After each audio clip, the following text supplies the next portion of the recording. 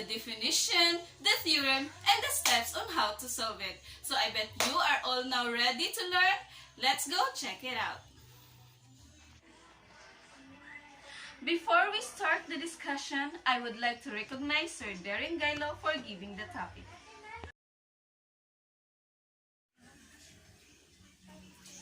Okay, let's talk about the Chinese Remainder Theorem.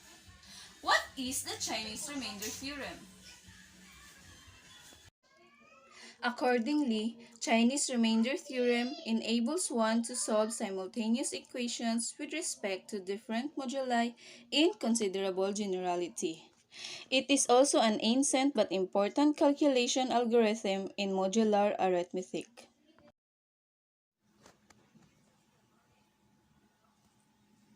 Here is the statement of the problem that the Chinese Remainder Theorem solves.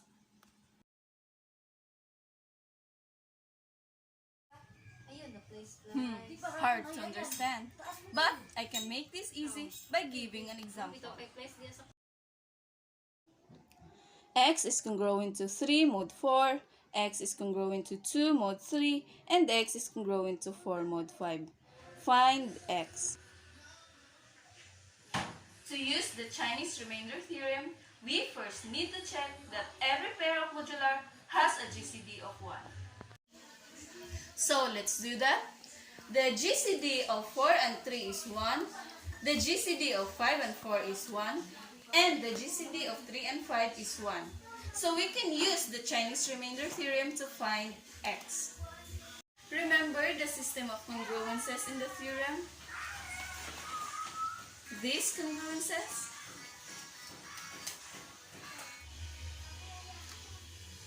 In this problem, we have K equals 3, A1 equals 3, A2 equals 2, and A3 equals 4. We also have M1 equals 4, M2 equals 3, and M3 equals 5.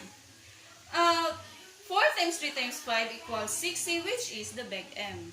Second is to find Z1, Z2, and Z3.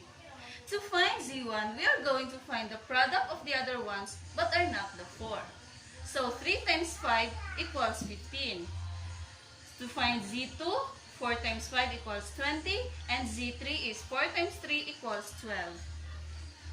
Next is to find Y1, Y2, and Y3, which multiplied by those numbers, they are all of which are meant to be congruent with 1 mod the respective days. This could 15y1 is congruent to 1 mod 4, 20y2 is congruent to 1 mod 3, and 12y3 is congruent to 1 mod 5. We can do this pretty straightforward here. I think first of all, 15 is compared to mod 4. So let's reduce that mod 4 first. Let's say if we take 12, 12 is a multiple of 4 and a remainder of 3. So we have 3, y1 is congruent to 1 mod 4. And this means that y1 is equal to 3 because 3 times 3 equals 9, which is congruent to 1 mod 4.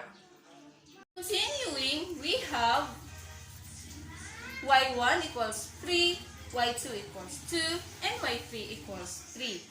We also know from the first step that a1 equals 3, a2 equals 2, and a3 equals 4. For the last step, now, all of these pieces can come up to find the answer of x. X is congruent to a1, z1, y1, plus a2, z2, y2, plus a3, z2, y3, mod 60.